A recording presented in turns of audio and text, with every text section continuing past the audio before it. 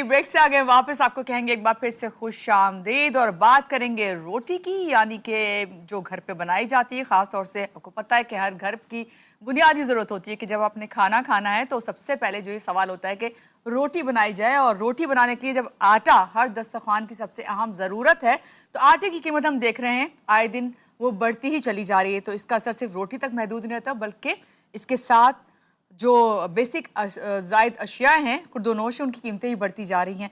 यूँ महंगाई का बोझ बराह रास्त आम आदमी तक जो है वो आपको पता है इसी तरह आता है, चाहे वो आटे की कीमत हो, दालें की हो या फिर चावल हो या चीनी हो।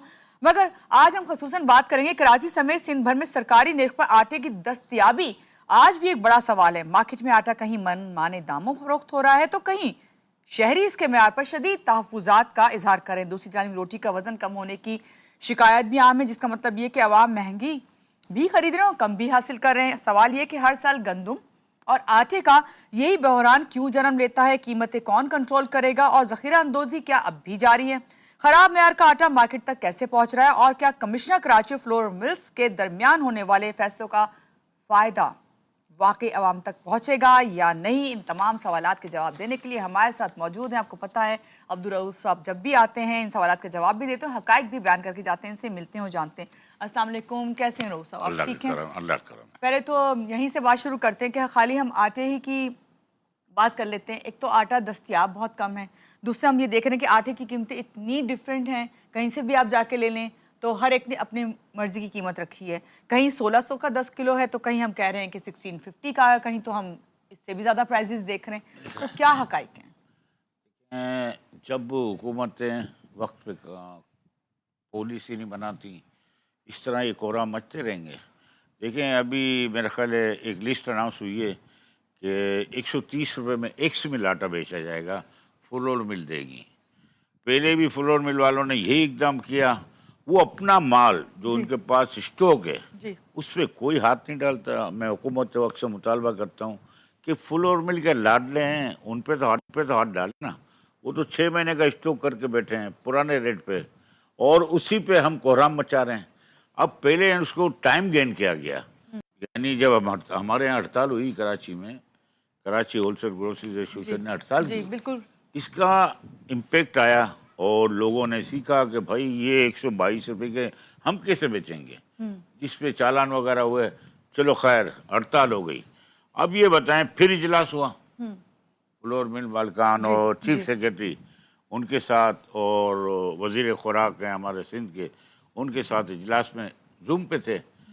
अब मैंने यही सवाल मैं आपको टीवी के तवज्जुह से कहना चाहता हूँ कि आप ये बताएं कि ये मायरी आटा होगा जो फ्लोर मिल देगी एक्स मिल, ये मैं पूछना चाहता हूँ। मायारी होगा, इसमें भूसा भी शामिल होगा, इसमें आप जिसको चोकर कहते हैं वो भी, फाइन आटा कोई हिस्ट्री नहीं है कि फाइन आटे का क्या रेट है, 2.5 नंबर आटे का क्या रेट है, जो कैलकुलेट जब से पाकिस्तान बना है यही 2.5 नंबर फाइन मैदा सूजी ये होता था।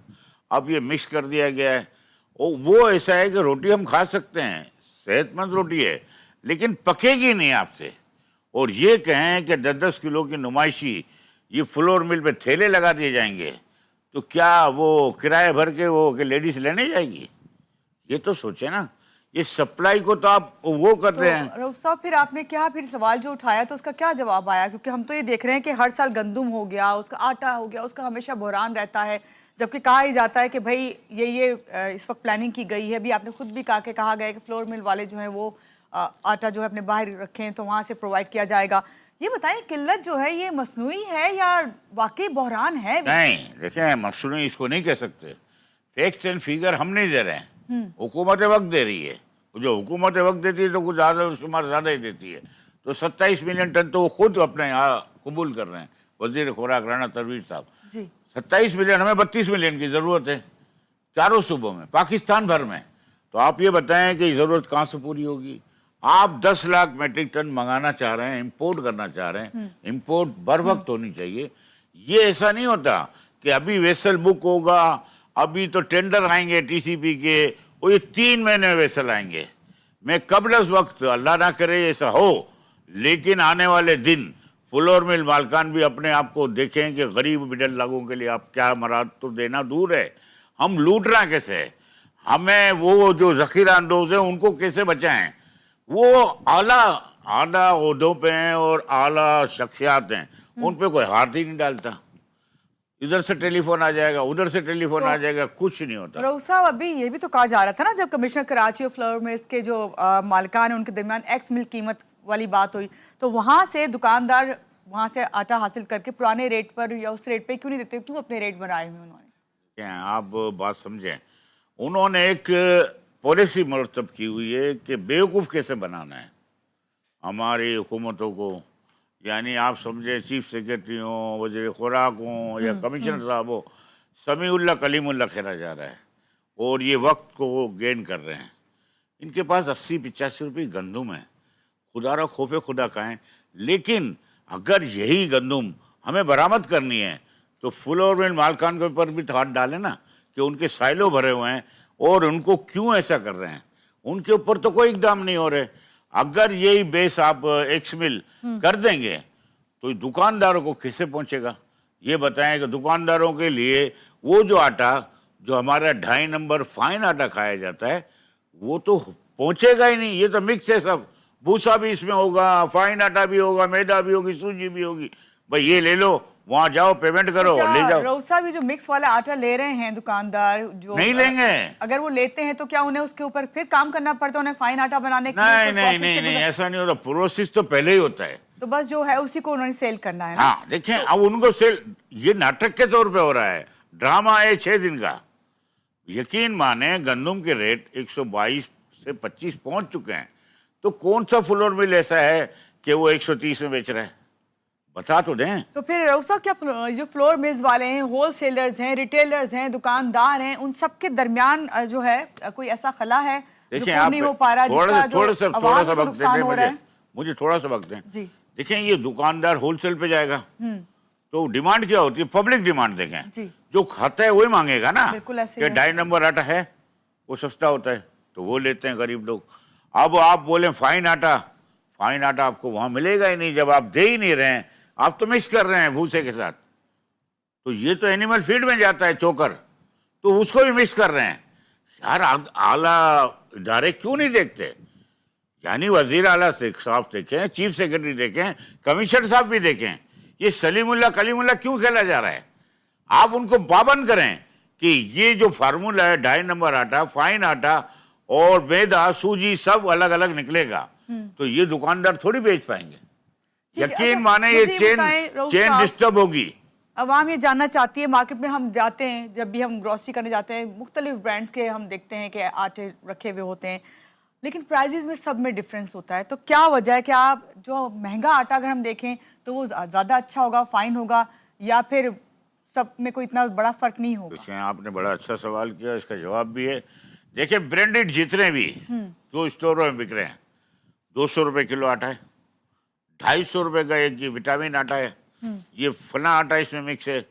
भाई ये क्या कर रहे हैं? पहले तो ये रिवाज ही नहीं थे। आटा आटा ही होता है, उसमें कुछ मिला दें तो आप ही मिला लें कुछ। वो मैं आपसे बात यही करी थी ना, विटामिन जब मिला जाते हैं लें, समझ नहीं टॉनिक आता मिला लें। कौन सा आटा खरीदना है हमने। तो भाई ये तो हमें तय ही नहीं कर पा रहे।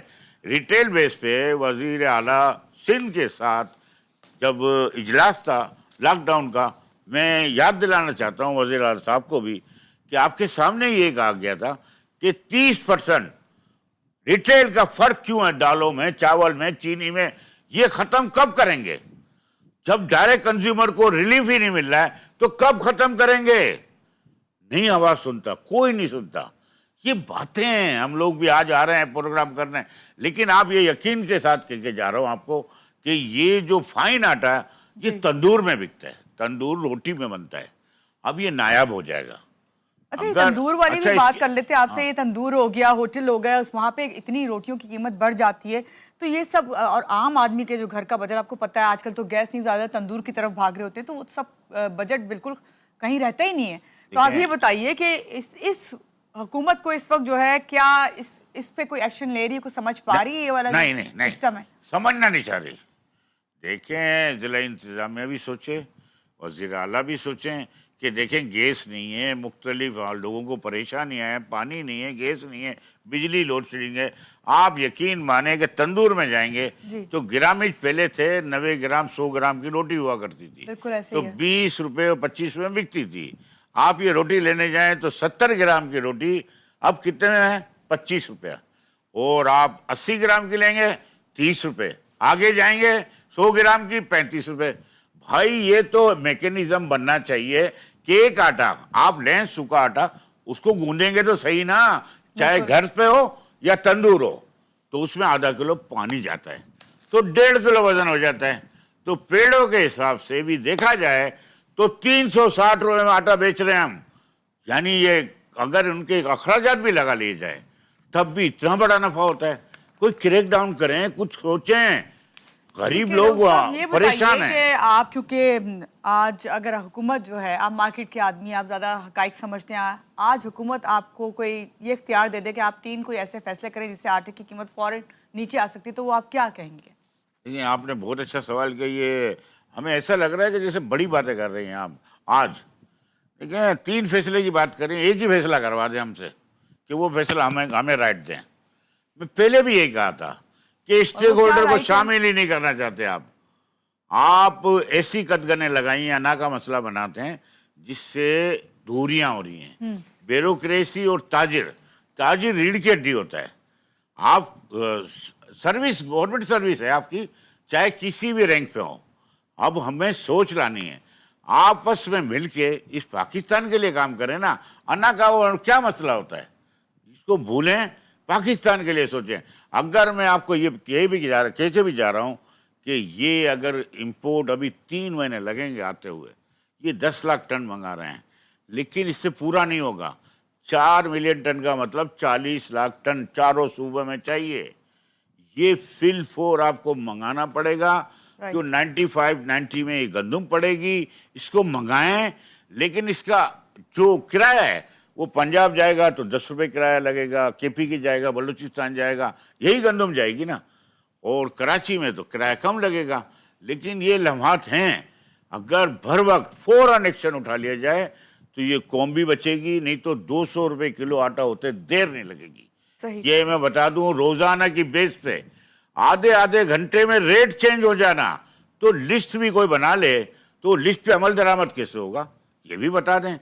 फ्लोर मिल वालों को भी लगाम देनी चाहिए कि ये मिक्स करके क्या आवाम खाएगी। तो यहाँ पे आपने बिल्कुल सही बात की कि फ्लोर मिल वालों को जो है खास तौर से मिक्स आटा नहीं देना चाहिए। जब अगर ये फैसला किए गए तो आवाम जो आटा यूज करती है वो वाला आटा जो है प्रोवाइड देखिए, वो बोलेंगे सही नहीं। आपने बात की। आप ये बताएं, वो इन इदारों को बोलेंगे नहीं, वो तो टाइम गेन कर रहे हैं। वो ये नहीं करें, सही फैसले करें। ठीक है, बहुत हुकूमत शुक्रिया वक्त भी डॉक्टर साहब, आपने देखें। बिल्कुल सही बात की। और उदारा अल्लाह करे कि आपका ये बात जो है उन तक पहुंचे, आला हुकाम तक, और यहाँ नहीं पे पहुंचेगी, नहीं पहुंचती भाई। आपके टीवी की जरूर पहुंच जाए तो बड़ी बात है। बिल्कुल पहुंचेगी। यहाँ लेते हैं एक छोटी सी ब्रेक के बाद आपसे आते हैं, रहिएगा हमारे साथ।